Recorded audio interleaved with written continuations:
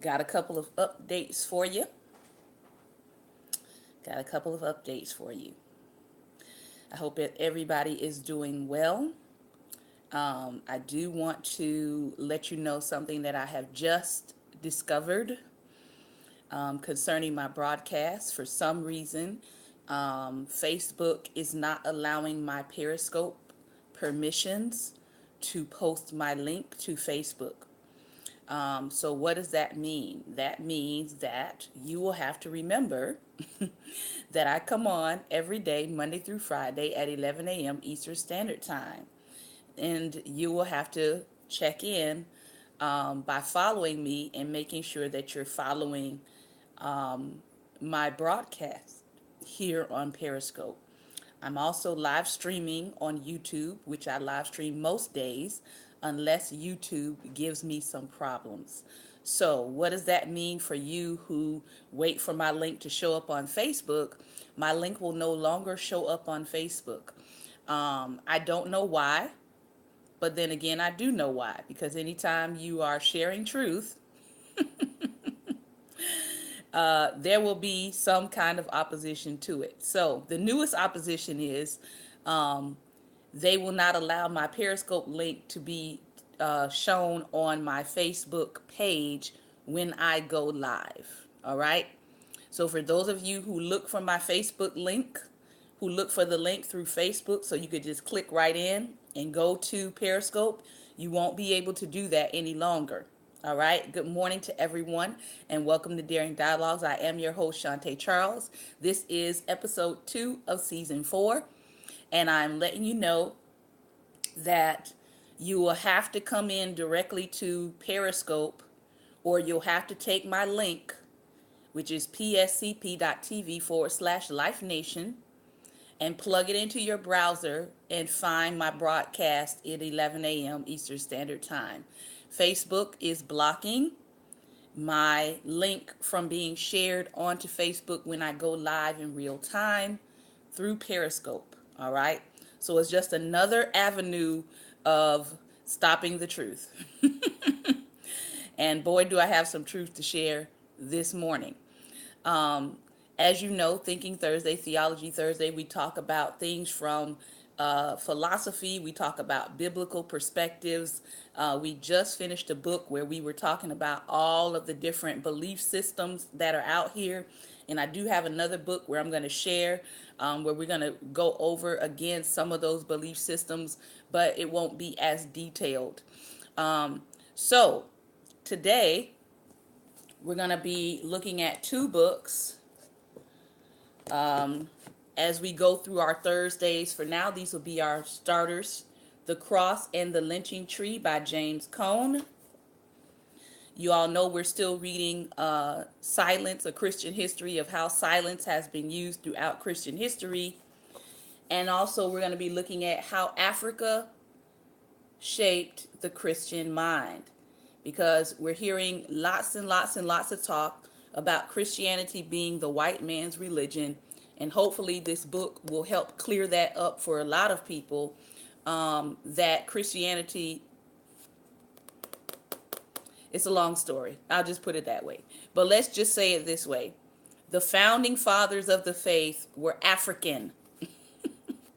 They were African. All right? They were African apostles. Okay?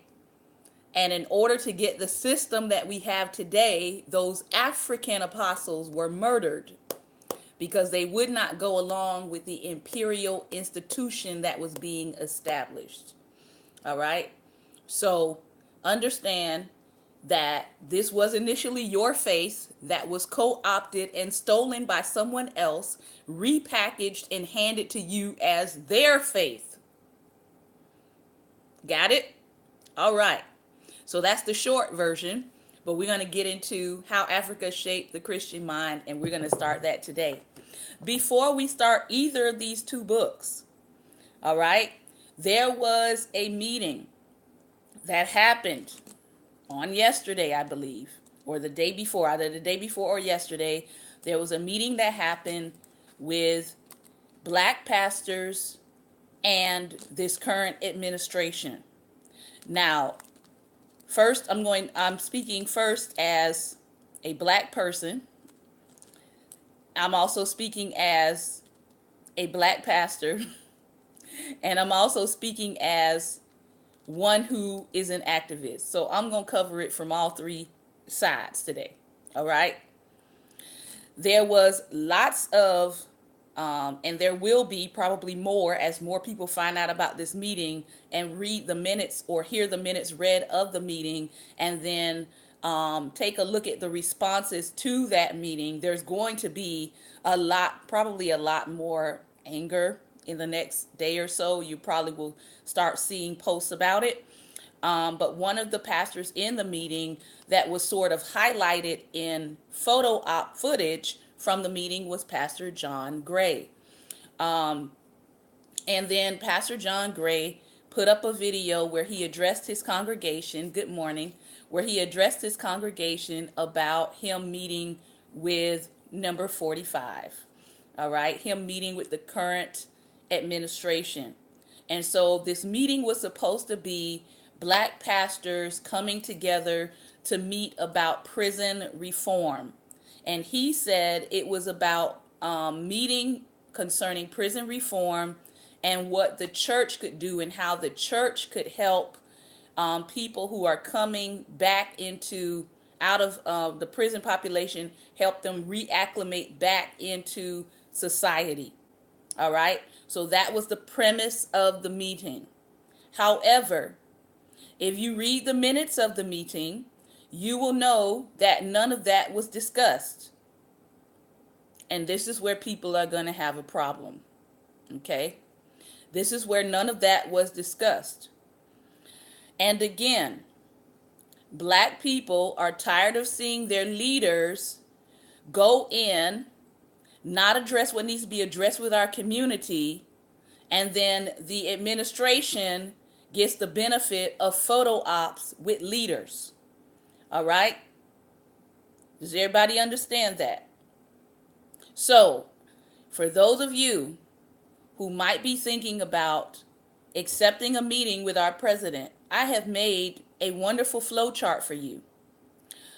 People said that, some people said they appreciated him being there because they felt like he was going to speak to the president, and he was going to tell the president what was wrong, and he was going to tell the president to repent. Can I let you know that none of that happened? Go read the minutes.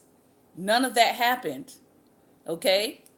What happened was what always happens when people go in to see this administration. It becomes an ego-stroking party for the leader of our country. That is what happened. If you go read the minutes, that is what happened. Okay? They went into the meeting and they were not allowed to ask questions. So if you're not allowed to ask questions, now I have to ask you, what was the purpose of you going if you're not allowed to ask questions? All right? From John Gray's own mouth, he was questioned and asked, he gave a statement after he came out of the meeting. I watched the video. From John Gray's own mouth, he said, quote, "I went in with my mouth closed and my ears open." Can I be honest with you? It's okay to go in with your ears open, but if people are calling you a prophet, which many are, prophets do not go into meetings with kings with their mouth closed.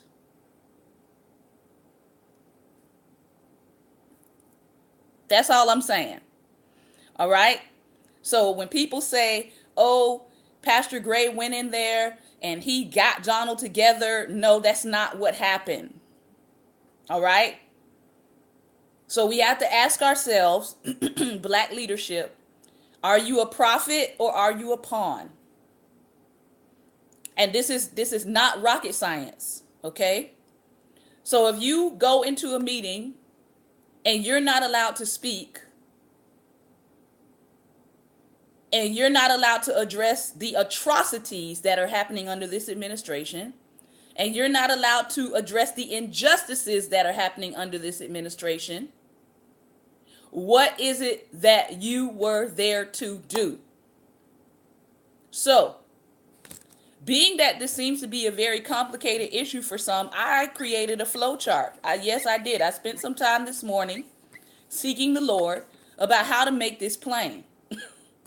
So I created a flow chart. Here is my flow chart, okay? All right, let's go. Let's go.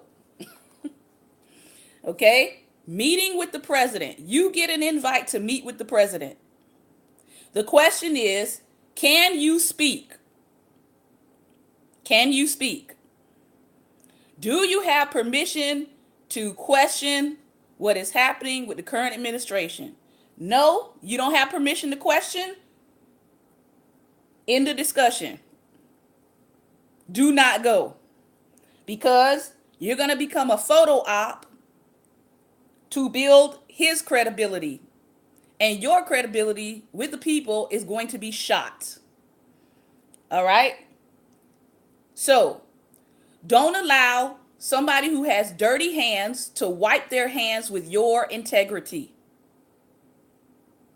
Let's go to the other side, because I don't want to spend a lot of time on this.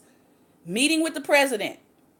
Can you speak? Are you being given an opportunity to speak and ask questions? Yes? All right, let's go here.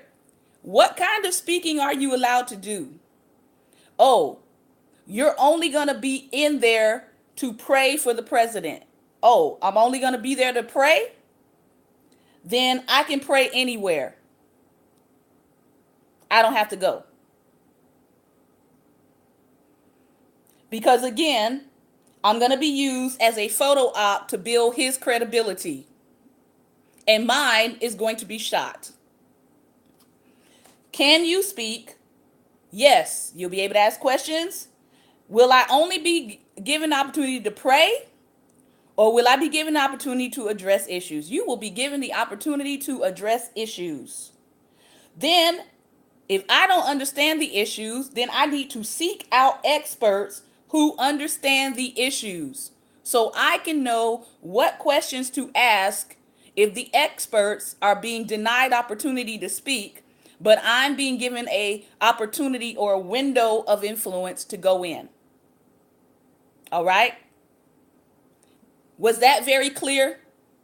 Was that clear? That's all I need to know. All right?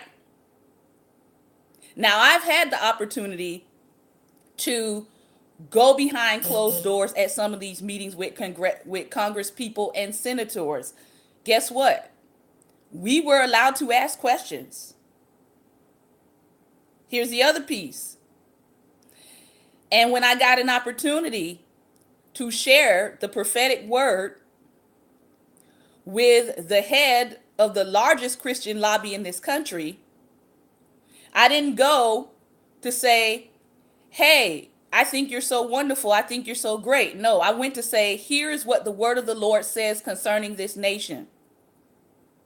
And I have evidence that I presented the word of the Lord of warning concerning this nation. And that if we don't turn, God was going to turn us. So, again, are you a prophet or are you a pawn? Did the Lord give you something to do and accomplish in the setting, and did you accomplish it?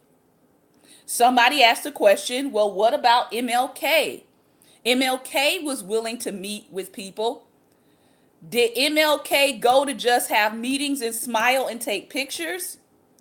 Or do we see MLK in photography? Do we see him being photographed while he is standing over presidents who are signing legislation that help the people? What did MLK go there to do? It was not a photo op.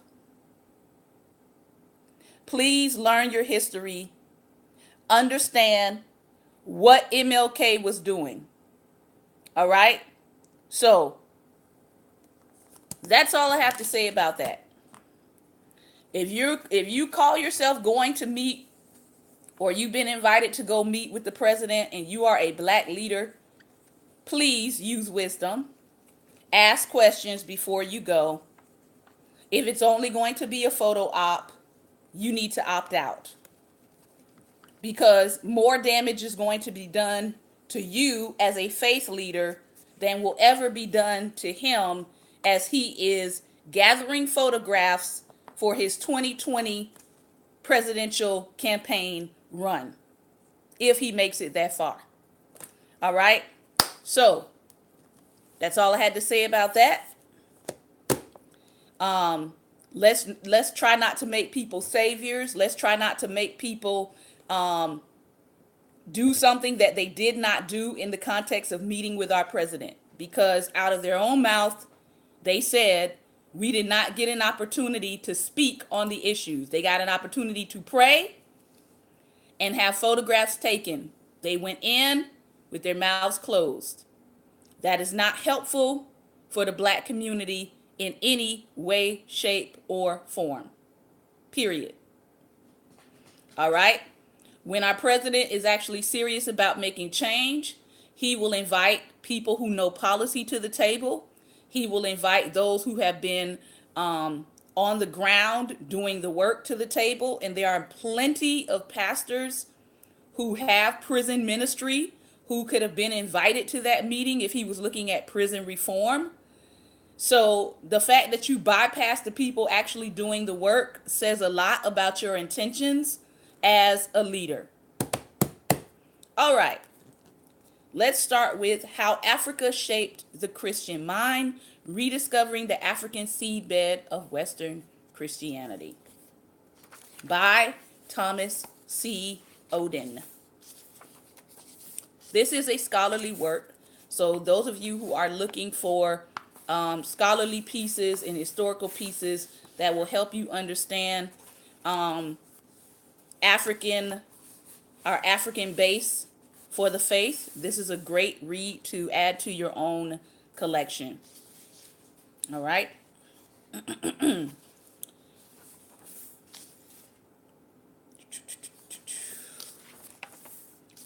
see where I want to go first. Let's start at the introduction. The author says, this book can be stated simply. Africa played a decisive role in the formation of Christian culture. Decisive achievements of Christianity were explored and understood first in Africa before they were ever recognized in Europe, and a millennium before they found their way to North America. Christianity has a much longer history than its Western or European expressions of it. The profound ways African teachers have shaped world Christianity have never been adequately studied or acknowledged, either in the global North or South. So the question came to mind, how did the African mind shape the Christian mind in the earliest centuries of Christianity? The challenge that lies ahead for young Africans is to rediscover the riches of ancient African Christianity. This will call for a generation of African scholars to reevaluate prejudicial assumptions that ignore or demean African intellectual history. Christianity would not have its present vitality in 2/3 of the world without the intellectual understanding that developed in Africa between 50, and 500 CE. The pretense of studying church history while ignoring African church history is implausible. Yet this assumption has been common in the last 5 centuries in a way that would have seemed odd during the first 5 centuries when the African mind was highly honored and emulated. The evidence is yet to be presented. The search for balance in Western history is warped with ugly distortions until this happens. I plan to show that the classic Christian mind is shaped by the African imagination that spawned on African soil. It bears the stamp of philosophical analysis, moral insight and discipline, and scriptural interpretations that bloomed first in Africa before anywhere else. This spread the seeds from Africa north. The term Christian mind points to Christian intellectual history. This includes the history of literature, philosophy, physics, and psychological analysis. The term African mind points to ideas and literary products produced specifically on the continent of Africa during the first millennium of the Common Era. There soon may be almost a 500 million Christians in Africa today. Now, estimated at over 400 million, or 46% of the total African population of 890 million, according to the Pew Forum, and rapidly growing, a significant portion of global Christian believers at this time are resident on the continent of Africa. David Barrett projects the continuing growth rate to 2025 as 633 million Christians will be located in Africa alone. The Christian population of Africa is burgeoning. It is to their future that this effort is dedicated.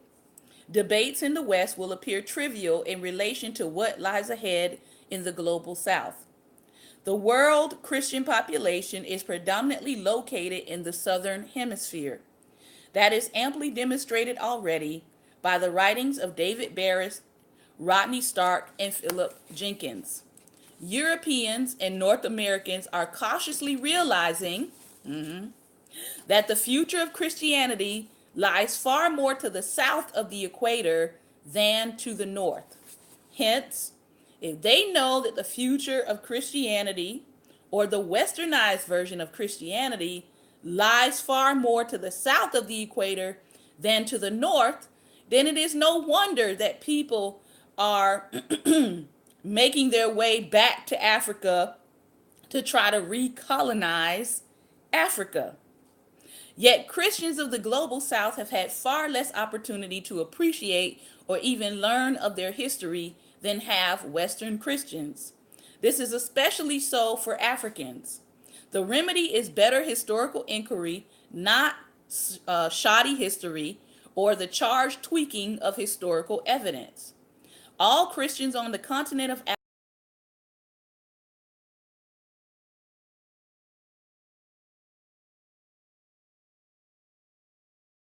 as a result of long-standing preconceived notions and biases. So their heritage has remained sadly unnoticed. Okay? That's all I'm going to say about that. Let me keep reading. Not only Westerners, but tragically, many African scholars and church leaders also have ignored their earliest African Christian ancestors. Some have been so intent on condemning 19th century colonialist missionary history that they have hardly glimpsed their own momentous pre-modern patristic African intellectual heritage. Even black nationalist advocates who have exalted every other conceivable aspect of the African tradition seem to have consistently ignored this gift lying at their feet.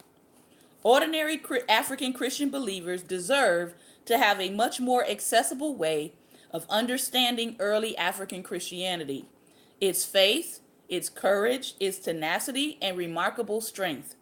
That is why this must be told now, and told accurately. So, the story of African Christianity needs to be told to African children in villages and cities. The story deserves to be told in a simple way. Though it will be heard by a global audience, it first must find a way of reaching the African child.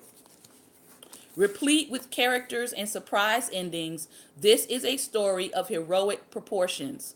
Not a myth, but an actual real history, the actual story of African believers faithfully facing life and death choices, centuries of demeaning slavery, intractable dehumanization.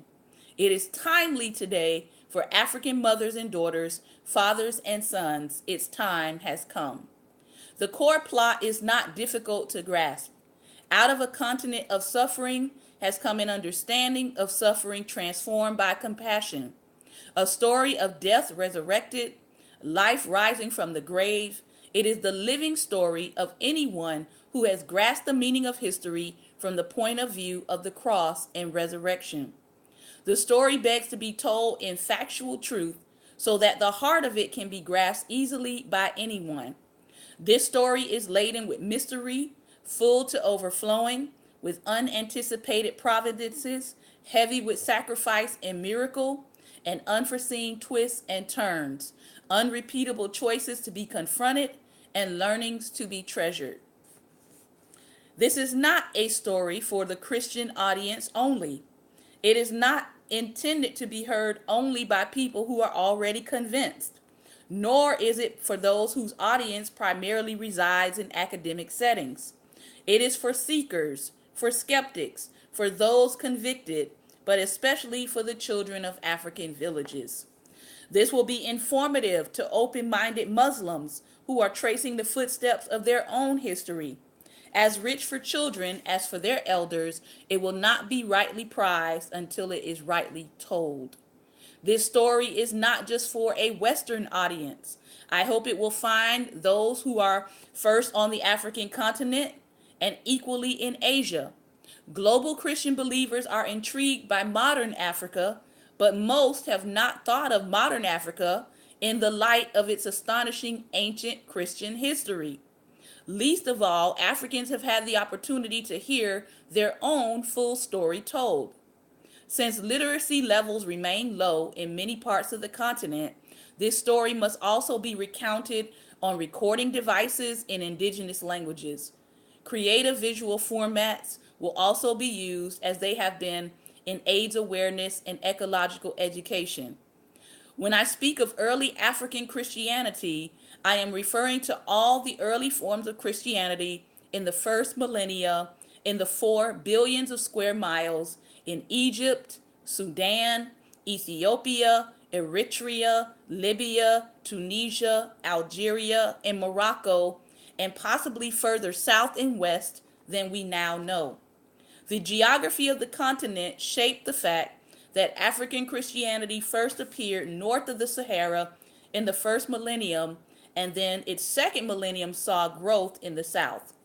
Both North and South have been blessed by an enduring heritage of centuries of classic Christianity. Early African Christians spoke many indigenous languages and were not limited to the major commercial languages along the Mediterranean coast. African Christianity is no less ecumenical by having grown up on a particular continent. It is arisen out of distinctly African experience on African soil. Those who have most suffered for its depth and continuity have been born as Africans and have struggled in African cultures nurtured within untold generations of indigenous African experience. They are not imports from outside. They have felt the sweat and known the thirst of African deserts and mountains. The global Christian mind has been formed out of a specific history, not out of bare bones theoretical ideas. Much of that history occurred in Africa. Cut Africa out of the Bible and Christian memory, and you have misplaced many of the pivotal scenes of salvation history.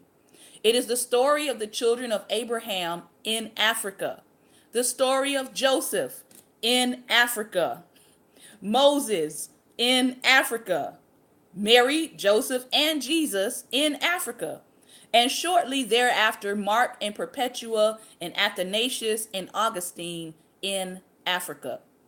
The truth of Christianity has always been told in story form. It is a narrative of God's work in creation and history. Christian truth is shaped by the specific memory of the apostles' story about what happened with Israel and Jesus. Among the chief patterns for interpreting the apostolic writings were those hewn and refined in Africa before they found a home in Europe or in the Near East. This is the kernel of grain that fed Christian intellectual history even way before Constantine. Prior to future thorough examination, it has only the status of a curious hypothesis that needs to be investigated. The evidence will be resisted as much standard Western scholarship. It has been resisted for decades. It will be fought every step of the way. There are persistent reasons why African perspectives on early Christianity have been neglected, even systematically ignored. That evidence must in due time be presented convincingly by African minds to an African audience. When that happens effectively, then the world will sit up and listen.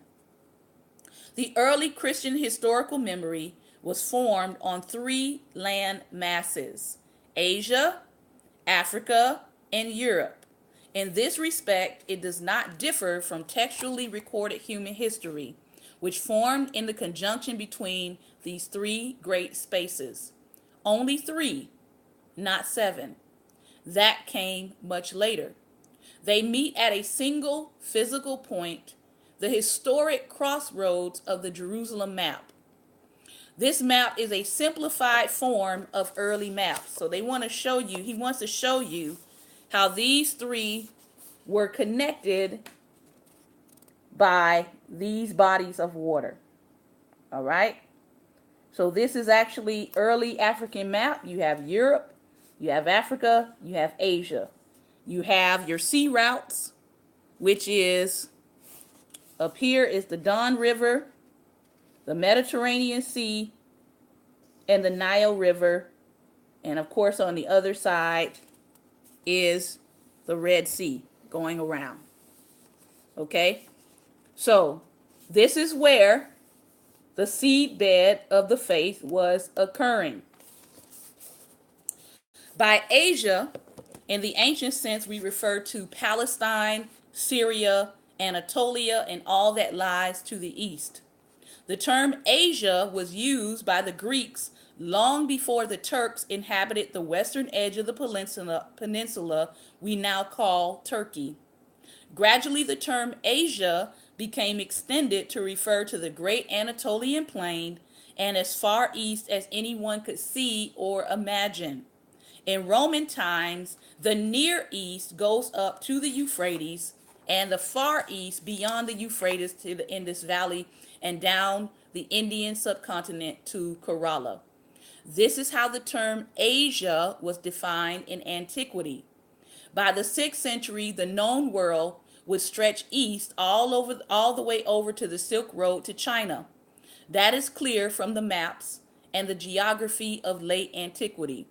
The Greek word Asia stuck, and even today, Asia is still regarded as the entire continent from the Anatolian plain east all the way to the Pacific Islands. Judaism and Christianity have their roots in the story of a people who formed the interface between Africa and Asia. Jews and Christians would travel from Egypt to Jerusalem to Samaria to Antioch, and from there to the uttermost parts of the earth. And from Pentecost on, Africa would always have Christians. From the 1st century, there are references to Apollos of Alexandria and the Libyans at Pentecost, and Simon of Cyrene and Ethiopian believers. These 1st century African witnesses have continued without stop all the way to the living testimony of African witnesses today. No African century since Apollos has lacked a Christian presence. Neither Jews nor Christians are new to Africa. Both covenant peoples remember a history of salvation that had its earliest beginnings in the crossroads of two continents, Asia and Africa. From that same crossroad would come Islam in the 7th century of the first millennium. By Africa, in its ancient sense, we refer to the massive continent that stretches far to the south of the Mediterranean. Geographically, Africa is a continent. Culturally, it is a vast medley of diverse cultures and languages.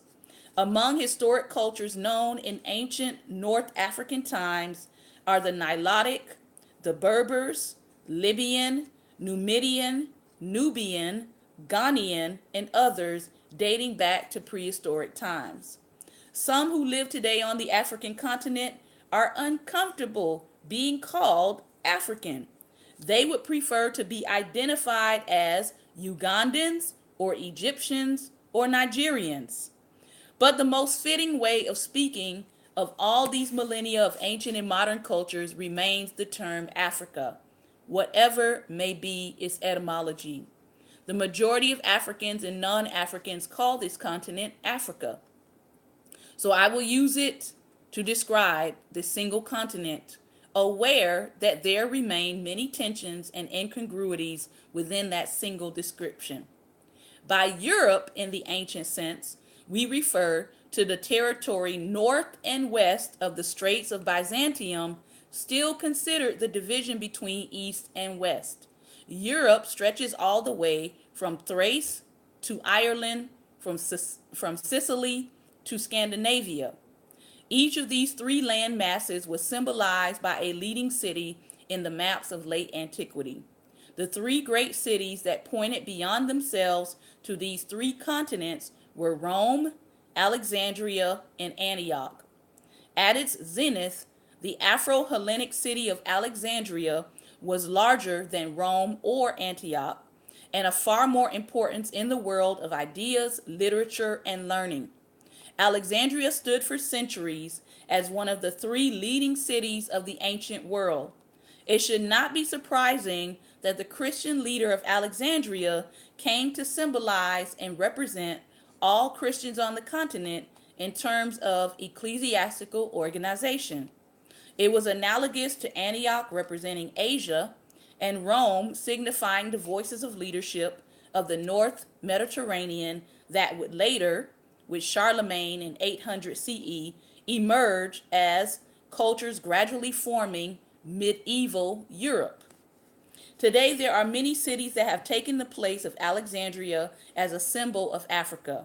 Those include Nairobi, Kairos, Lagos, Johannesburg, among others. In the ancient world, there was only one other claimant alongside Alexandria that was internationally recognized on the African continent as a representative, significant part of Africa, and that was Carthage. For early Western Christianity, Carthage was the key city. For those east and south of Libya, it was Alexandria. But even in Carthage, the church observed high respect and honor toward Alexandria due to the fact that the Church of Alexandria was founded by an original apostolic eyewitness named Mark. The difference between Carthage and Alexandria was that Carthage had no known first generation apostle comparable to Mark. Without a known figure from eyewitness New Testament times, Carthage gratefully acknowledged the prior apostolic leadership of Alexandria, which was respected everywhere any African Christian might have lived in the first millennium. In this way, the whole of the vast and largely unknown continent of Africa became symbolized by the largest city in the ancient world, Alexandria. This is why Alexandria cannot be detached from Africa. Two rivers, the Nile and the Majerta, seedbed of early Christian thought. Many Christian ideas and practices traveled north to Europe from the Nile and the Numidian traditions.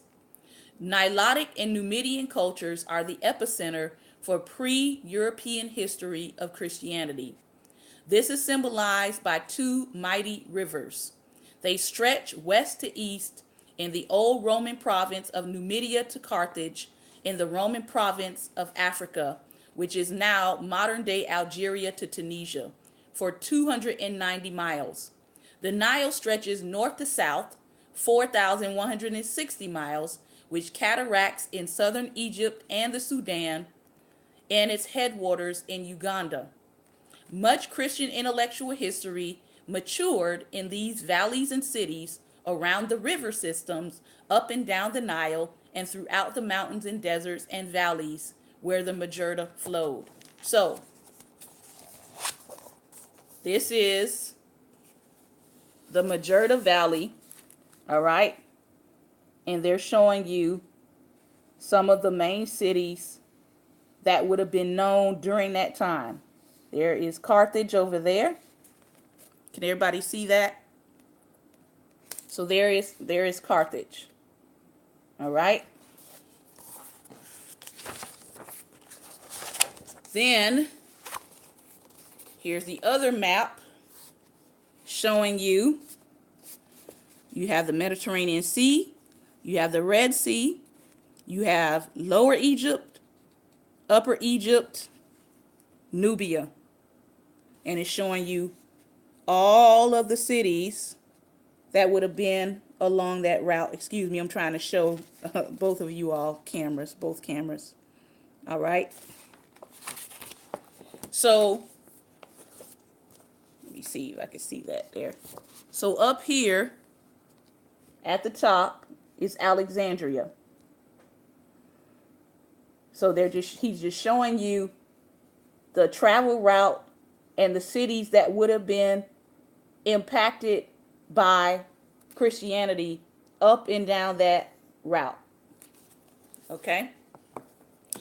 Nilotic is the family of languages that developed along the Nile long before Judaism and Christianity came to Egypt. These were interior African languages largely unaffected by Mediterranean cultures. They became the major linguistic vehicles for grassroots Christianity in the middle of Nile Valley. During the first 4 centuries, Christianity emerged with equal vitality in Maghreb, where the great Carthaginian and Numidian writers were Tertullian, Cyprian, Arnobius, Opatus, and Augustine. Early African Christianity centered around the 2 language and culture configurations on these great river systems. The relation of African geography and Christian culture has not been sufficiently studied. The river systems are deeply interior and not coastal, so any hint that Christianity was primarily a coastal phenomenon in Africa misunderstands the geography of the day. The absence of rigorous inquiry has biased historical judgment toward the commonly held but incorrect opinion that Christianity in Africa's first millennium was primarily to be found on a thin strip of coastline. Trade and communication occurred all along this river system to make commerce possible all across much of inland Africa. The desert routes led to the ports of rivers and seas. Alexandria was clearly the main connecting point between Nilotic Africa and the rest of the known world. The strategic importance of Carthage was its location near Sicily and Italy and near the mouth of the Magerta. The Magerta was an incredibly fertile valley, the heart of wheat and olive growing in the area. The valley served by major ports of Utica and Carthage. Ideas and goods traveled easily from inland Africa through river and coastal waters into Spain, France, Sicily, Italy, and Greece. But where does Africa as a whole find its public voice within early Christianity? The ancient ecumenical answer is the Alexandrian Patriarchate, symbolically embracing both the Nile and the Maghreb due to the latter's deference to the Marcan Apostolate. The Bishop of Alexandria, the one who was established by Mark, embraced not just one city, but symbolically a whole continent, even if largely unknown, just as the Bishop of Rome, following Peter, embraced far more than a single city. The See of Alexandria referred primarily to the eastern churches of the continent that spoke the inland languages and wrote in the international literary and trade language of Greek. The See of Carthage referred to the Western African churches where the Berber, the Punic, the Caspian languages were spoken, as well as the international political, literary, and trade language of Latin. These 2 African regions of ancient Christianity, East and West, joined together in being symbolically represented among the patriarchs by the earlier Marcan Apostolate. In this way, Latin African orthodoxy became chiefly transmitted through the Western Christian tradition, while Eastern African orthodoxy became transmitted chiefly through Eastern Christian traditions, which include those that we know famously, the Coptic, the Greeks, the Syriac, and by the end of the millennium, the Arabic. Through the rapid spread of the monastic movement, the African ascendancy in ideas would reach quickly northward to saturate the Palestinian, Antiochian, Syriac, Greek, and Armenian traditions of the 4th century, and by the 5th century, Gaul, and then Ireland. All right, so we're going to stop there for today. Let me say something about Syria real quickly and what is happening to the Armenians. The Armenians people continue to try to wipe them out. But having met some Armenians from the original days, from the first Armenian genocide, they are a group of people. Somebody says, why are they important? They are the group of people, they are the last Aramaic speaking group of people. What does that mean? They are the last group of people who were actually speaking the language of Jesus, Aramaic. All right? So there has been several attempts to completely wipe them out. So do some research into that. The Armenian genocides, plural. All right? As we finish up, I want to go and I want to introduce The Cross and the Lynching Tree by James H. Cone. If you do not know who James H. Cone is, he was a distinguished professor of systematic theology at Union Theological Seminary. He is widely regarded as one of the most influential theologians in America. He is considered the grandfather of Black liberation theology. And he recently passed away, I believe, on the very day that the lynching memorial was opened by Bryan Stevenson. And many people saw that as a fulfilling or a conclusion to his purpose and the purpose of his work that he was doing in society. So the book, The Cross and the Lynching Tree, tells you a little bit about, of course, lynching, identifying, finding the parallels and studying the parallels between Christ and the cross and what has happened to Black Americans, particularly in this country, the United States of America. And he tells it through a series of essays, which we're going to be reading. And we're going to start with Nobody Knows the Trouble I See, The Cross and the Lynching Tree in the Black Experience.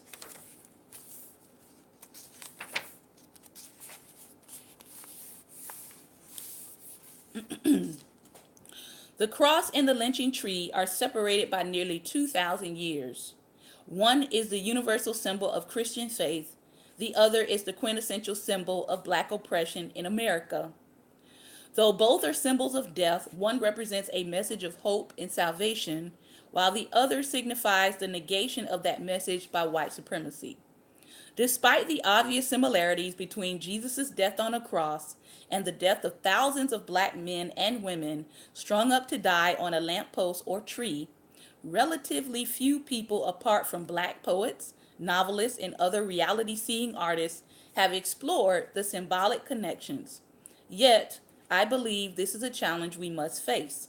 What is at stake is the credibility and promise of the Christian gospel and the hope that we may heal the wounds of racial violence that continue to divide our churches and our society. In its heyday, the lynching of Black Americans was no secret. It was a public spectacle often announced in advance of newspapers and over radios, attracting crowds of up to 20,000 people. An unspeakable crime, it is a memory that most white Americans would prefer to forget. For African Americans, the memory of disfigured Black bodies swinging in the southern breeze is so painful that they too try to keep those horrors buried deep down in their consciousness until, like a dormant volcano, they erupt uncontrollably, causing agony and pain. Now, in case you did not know, This year alone, there have been, at least at the last counting that I'm aware of, there have been 4 lynchings in 2018. All right. So, as much as we would like this history to not be current, it's still current. Just thought I should share that before I keep reading. But as with the evils of chattel slavery and Jim Crow segregation, blacks and whites and other Americans who want to understand the true meaning of the American experience need to remember lynching.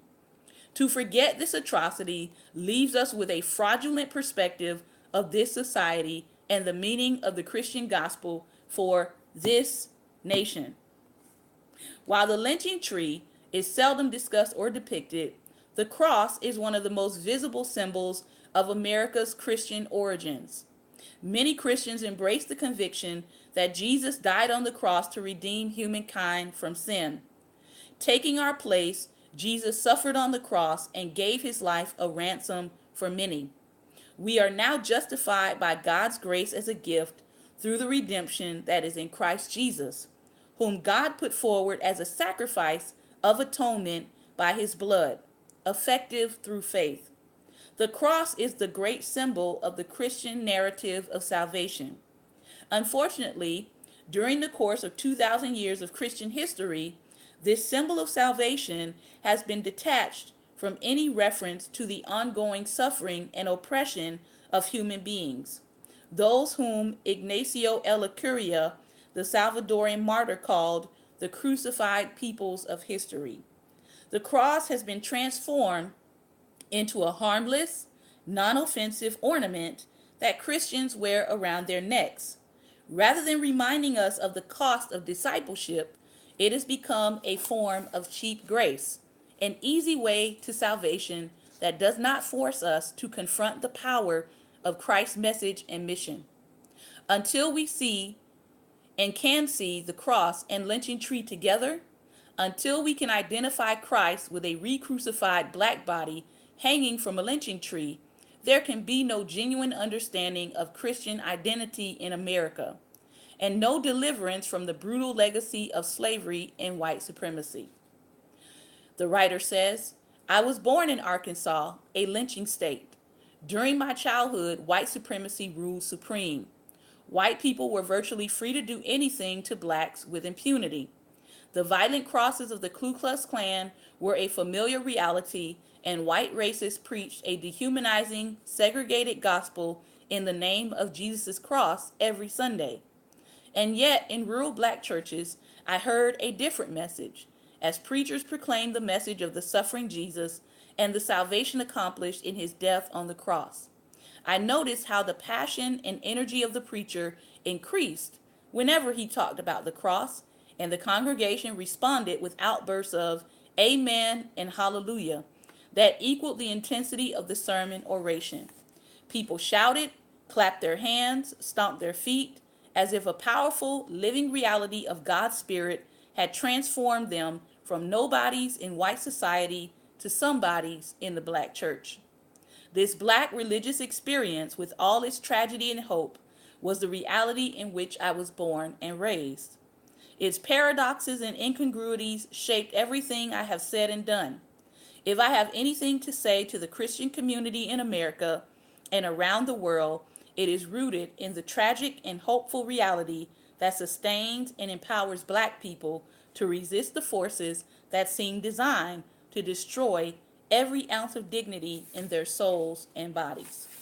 This work is a continuation and culmination of my previous works.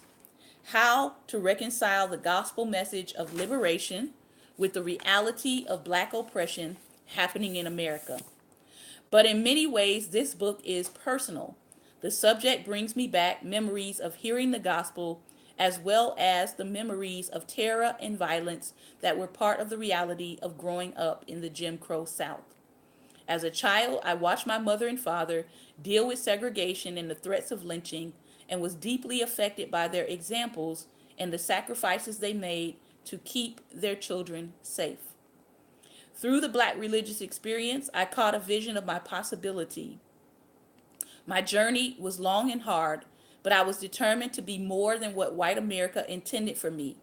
just as books kept Richard Wright alive and gave him glimpses of life's possibilities, the Black church and theological texts kept me wrestling with life and faith, trying to find meaning in a society and a discourse that did not acknowledge that I even existed. How could I find meaning in a world that ignores Black people? I decided that I had to say something about this contradiction. My first theological cry burst forth with the publication Black Theology and Black Power in 1969. I found my voice in the social, political, religious, and cultural context of the civil rights and Black Power movements. The Newark and Detroit riots in July 1967, the assassination of Martin Luther King in April 1968 were the events that shook me out of my theological complacency, forcing me to realize the bankruptcy of any theology in America that does not engage the religious meaning of the African American struggle for justice. What I studied in graduate school ignored white supremacy and Black resistance against it, as if they had nothing to do with the Christian gospel and the discipline of theology. Silence on both white supremacy and the Black struggle against racial segregation made me angry with a rage that had to find expression. How could any theologian explaining the meaning of Christian identity in America fail to engage white supremacy, its primary negation? I concluded that it was my responsibility to address the great contradiction that white supremacy poses for Christianity in America. Published 3 months before I arrived at Union Theological Seminary, in my next work, Martin and Malcolm in America, A Dream or a Nightmare, I returned to the two figures whose influence had combined implicitly to shape the theme and style of Black liberation theology. Most people rejected one of them and embraced the other, seeing Martin and Malcolm as rivals, nemesis, representing oppositional categories of Christian and Black, integration and separation, nonviolence and violence, love and hate. I embraced them both because I saw them advocating different methods that corrected and complemented each other as they worked for the same goal: the liberation of Black people from white supremacy. Just as I could not separate Martin from Malcolm, neither could I separate my Christian identity from my Blackness, because I was Black before I was Christian. My initial challenge was to develop a liberation theology that could be both Black and Christian at the same time and in one voice. That was not easy because even in the Black community, the public meaning of Christianity is white. How do we know this? Go into any of your traditional Black churches, and if you still see white Jesus on the wall, that's a good indication. If there's still a white Jesus painted behind the preacher, that's a good indication. Even though, by all biblical descriptions, Jesus would not have looked like Kenny Loggins, there are pictures of Jesus looking like Kenny Loggins all over Black churches in America. And God forbid if you go up to the Black preacher of that church and tell him to take down his image of Kenny Loggins. Okay. Martin King and Malcolm X gave me intellectual resources and spiritual courage to attack white supremacy. In earlier reflections on the Christian faith and white supremacy, I had focused on the social evils of slavery and segregation. How could whites confess and live the Christian faith and also impose 3.5 centuries of slavery and segregation on Black people? Self-interest and power corrupted their understanding of the Christian gospel. If you all will give me 5 minutes, I will be done reading this introduction, okay? How could powerless Blacks endure and resist the brutality of white supremacy in nearly every aspect of their lives and still keep their sanity? I concluded that an imminent presence of transcendent revelation confirming for Blacks that they were more than what white people said about them gave them an inner spiritual strength to cope with anything that came their way. I wrote because words were my weapons to resist, to affirm black humanity, and to defend it. And yet, through all this time, I avoided dealing directly with the reality of lynching. As a Southern black, the subject brought back such painful feelings. But finally, I had no choice. The subject chose me.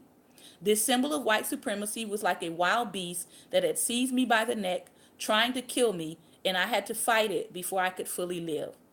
Reading and writing about the lynching nightmare, looking at many images of tortured black bodies, has been my deepest challenge and most painful experience as a theologian.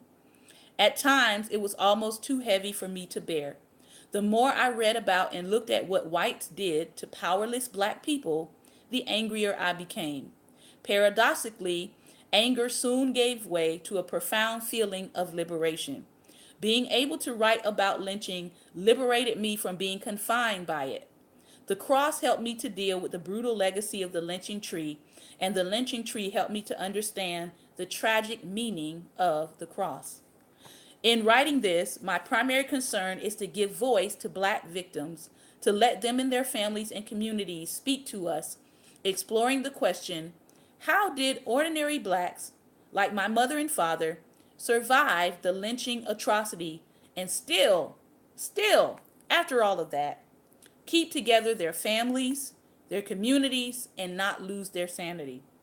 How could they live meaningful lives knowing that they could be lynched for any small violation of what Richard Wright called the ethics of living Jim Crow? I wrestle with questions about black dignity in a world of white supremacy because I believe that the cultural and religious resources in the black experience can help all Americans cope with the legacy of white supremacy and also deal more effectively with what is called the war on terror. If white Americans could look at the terror they inflicted on their own black population, slavery, segregation, and lynching, then they might be able to understand what is coming at them from other people. Hence, you reap what you have sown. Black people know something about terror because we have been dealing with legal and extra-legal white terror for several centuries now. Nothing was more terrifying than the lynching tree. I do not write this book at the last word about the cross as the last word about the cross and the lynching tree. I write it in order to start a conversation so we can explore the many ways to heal deep wounds lynching has inflicted upon us. The cross can heal and hurt. It can be empowering and liberating, but also enslaving and oppressive. There is no one way in which the cross can be interpreted. I offer my reflections because I believe that the cross, placed alongside the lynching tree, can help us see Christ in America in a new light, and thereby empower people who claim to follow him to take a stand against white supremacy and every kind of injustice.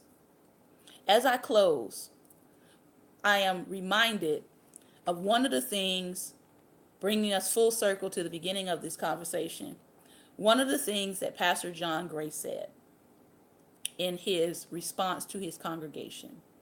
He said, I am neither Democrat, I am not Republican, I am not independent, I am a Christian. Let me, in closing, remind us that many of the black people that were lynched were Christians. All right? Many of the black people that were lynched were veterans. Some of them were lynched in their military uniforms. Many of the black people that were lynched on a Sunday, as they had what was called a picnic, shortened version of the words pick a N-word to go and lynch. All right? So, the problem with saying that you're a Christian is you're failing to recognize that many of these people don't care that you're a Christian. White supremacists don't care that you may share the same faith with them. They look at one thing: you're black.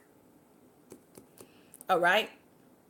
If you have not gone to see The First Purge, I would encourage you to go see The First Purge.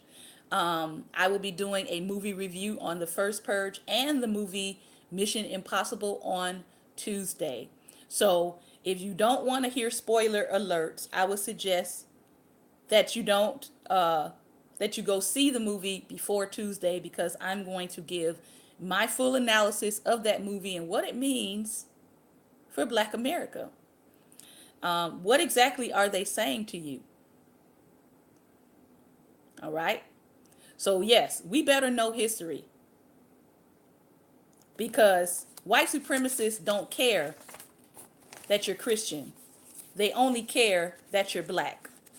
And to them, your blackness is a threat to their genetic survival. All right. This has been another episode of Daring Dialogues. I have been your host, Shantae Charles. I hope that I have said something that was helpful to you. I hope that you begin to study the African fathers of the early ecclesia. There's a wonderful site that can get you started on that also has more resources and more books. And that site is Jude 3 Project. Jude 3. All right. Look them up on the internet. Click onto their website and enjoy. It's a wonderful site. It's got resources. There are podcasts on there. There's articles on there that can help you with some factual information and additional resources as we have this conversation every Thursday. All right. Again, I want to thank you for your time and attention. Remember, light is the most daring opposition to darkness. So don't be afraid to tell the truth and be light. Take care, and God bless.